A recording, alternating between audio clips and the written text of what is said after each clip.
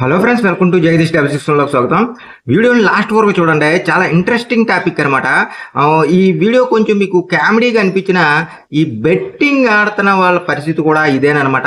వీడియోని లాస్ట్ వరకు చూడండి, మీకు ఒక అవగాహన తీసుకురావడానికి బెట్టింగ్ ఆడితే ఎలా అయిపోతుంది జీవితం అన్నదే మీకు అవగాహన రావాలని నేను ఒక స్టోరీని మీరు తమిళలో చూసారు కదా, చింతామణి సుబ్బశెట్టి అనే ఈ పాత్రల ద్వారా, ఇది కొంతమందికి తెలియదు కానీ నేను వీడియోలో పూర్తిగా చెప్తాను, చూడండి, అర్థం చేసుకోండి, మీకు అర్థమైపోతుంది. ఈ పాత్రల ద్వారా ఈ బెట్టింగ్ ఆడుతున్న వాళ్ళ పరిస్థితి కూడా జీవితం ఆఖరికి ఎలాగే అయిపోతుందని ఈ వీడియోలో మీకు ఒక అవగాహన వస్తుంది. ప్లీజ్ వీడియోని లాస్ట్ వరకు చూడండి.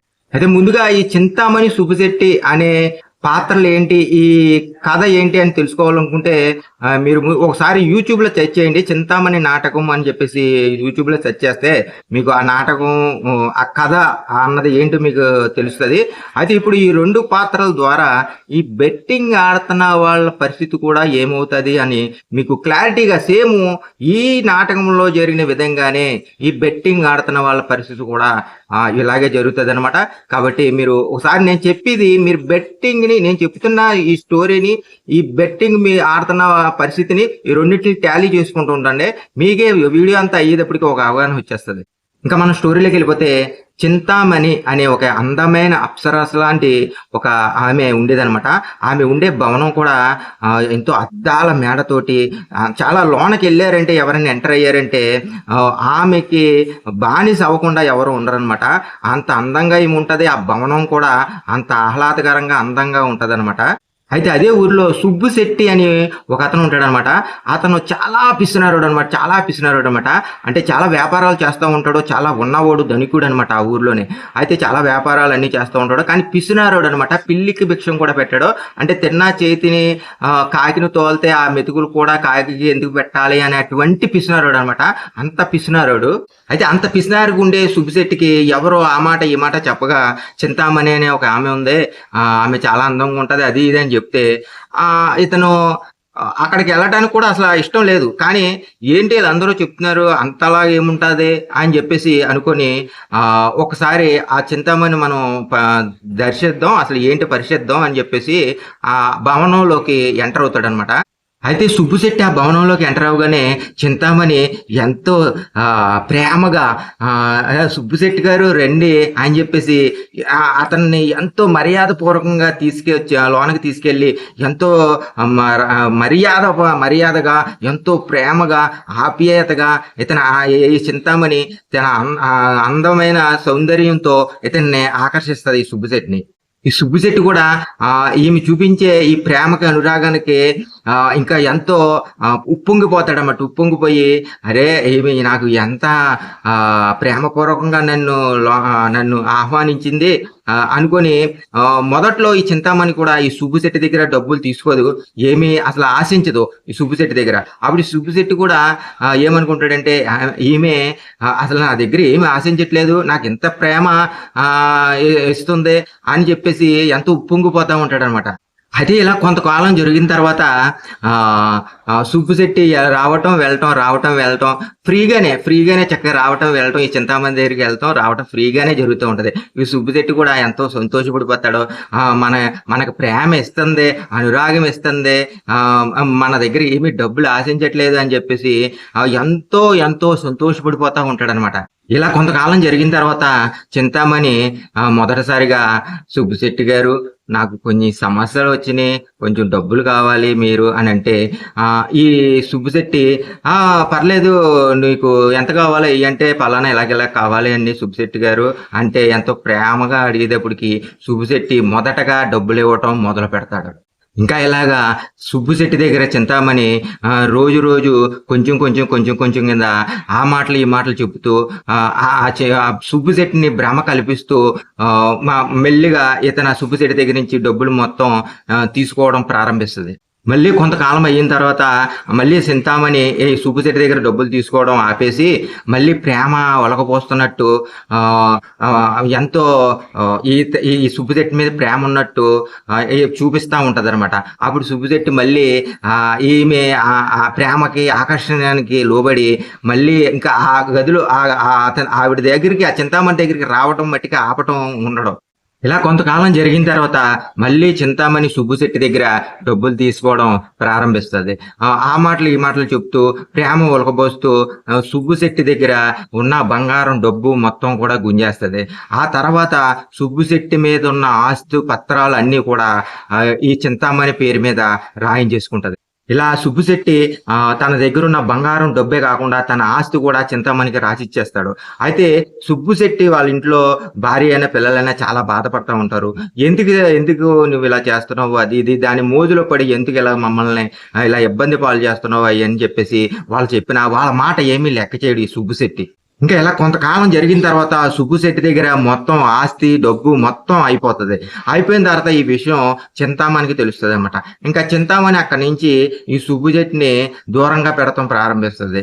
అయినా సరే సుబ్బుశెట్టి మధ్య మధ్యలో వస్తూ ఉంటే ఈ చింతామణి ఏంటి సుబ్బుశెట్టి గారు వచ్చారా, రండి కూర్చోండి అక్కడ, మీకు సుబ్బుశెట్టికి ఏమన్నా ఉంటే పెట్టండి ఆయనకి అని చెప్పేసి రెక్లెస్ గా ఏదో అప్పుడప్పుడు అతనికి ఏదో చిన్న చితకగా వండిన ఆహారము ఏదో కుక్కకి పడేసినట్టుగా పాపం ఆ సుబ్బుశెట్టికి పడేస్తా ఉంటే సుబ్బుశెట్టి అప్పటికి కూడా అలా చేస్తుందని తెలుసినా సరే ఆమె ఆకర్షణకు లోనైపోయి చింతామణి నాకు ఇది పెట్టింది అది పెట్టింది అని చెప్పేసి పాపం సంతోషపడిపోతా ఉంటాడు. ఎందుకంటే ఈ చింతామణి భ్రమలో అలాగ ఉంటాడనమాట ఈ సుబ్బుశెట్టి.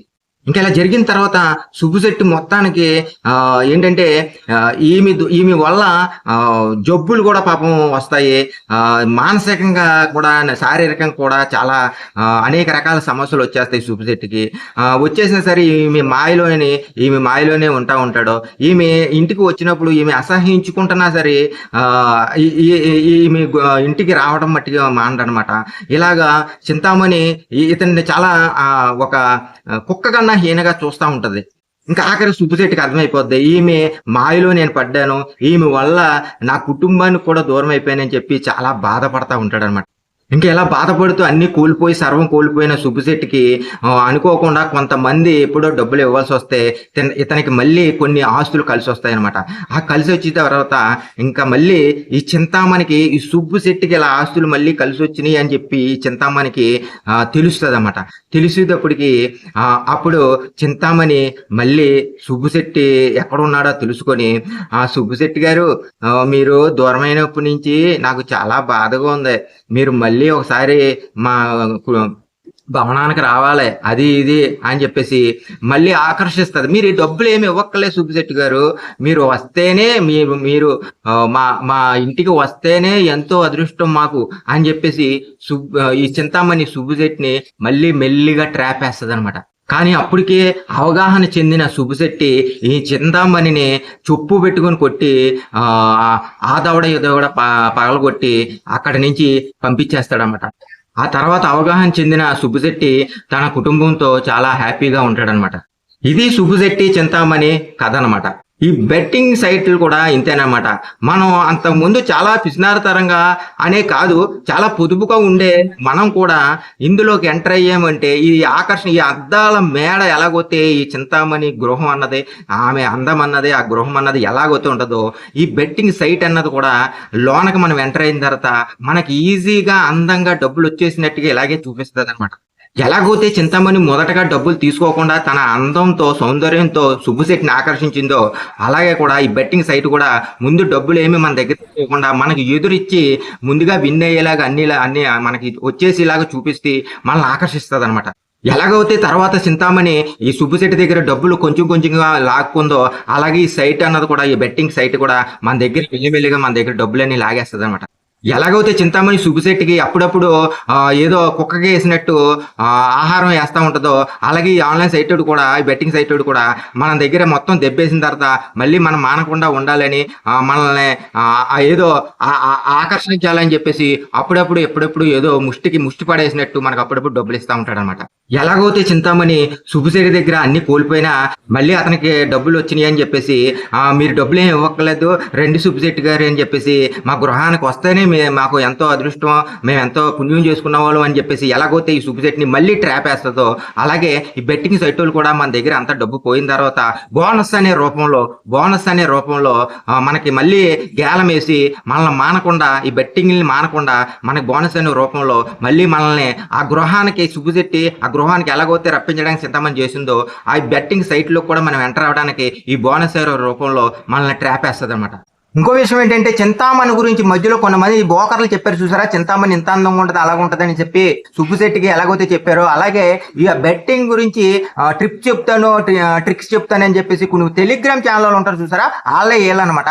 ఇంకా నేను ఆఖరిగా చెప్పేది ఏంటంటే, ఈ చింతామణి వలలో పడ్డ సుబ్బుశెట్టిలాగా మన జీవితాన్ని నాశనం చేసుకోవాలా, లేదంటే అవగాహన చెంది ఈ చింతామణి భాగవతాలను అర్థం చేసుకొని ఈ సుబ్బుశెట్టి ఎలాగైతే యూటర్న్ తీసుకున్నాడో ఈ చింతామణి దగ్గర నుంచి, అలా ఈ బెట్టింగ్ స్కామ్ల నుంచి మనం తెలుసుకొని ఈ భాగవతాలని మనం కూడా యూటర్న్ తీసుకొని మంచి జీవితాన్ని అవగాహన చెందాలో వద్దా అన్నది మన మీద ఆధారపడి ఉంటుంది. కాబట్టి ఇదంతా నేను ఎందుకు చెప్పానంటే, మీకు ఒక అవగాహన రావాలి. ఈ బెట్టింగ్ లో జరుగుతున్న ఈ ఆన్లైన్ సైట్స్ గేమ్స్ లో జరుగుతున్న భాగవతాలు, ఇది ఎలాగ మనల్ని, ఈ బెట్టింగ్ అన్నది మనల్ని ఎలా ఆకర్షిస్తుంది, ఎలా మోసం చేస్తుంది, ఇవన్నీ కూడా మీకు తెలియాలని ఈ చింతామణి సుబ్బుశెట్టి అనే నాటకం ద్వారా మీకు ఒకవేళ ఈ నాటకం అన్నది మీకు తెలియకపోతే యూట్యూబ్ లో సెర్చ్ చేయండి ఒకసారి, చింతామణి నాటకం అని మీకు అర్థమైపోతుంది. కాబట్టి ఈ రెండు టాలీ చేసుకుని సేమ్ ఇలా ఎలాగైతే జరుగుతుందో మన జీవితంలో కూడా బెట్టింగ్ ఆడితే ఇలాగే జరుగుతుంది అనమాట.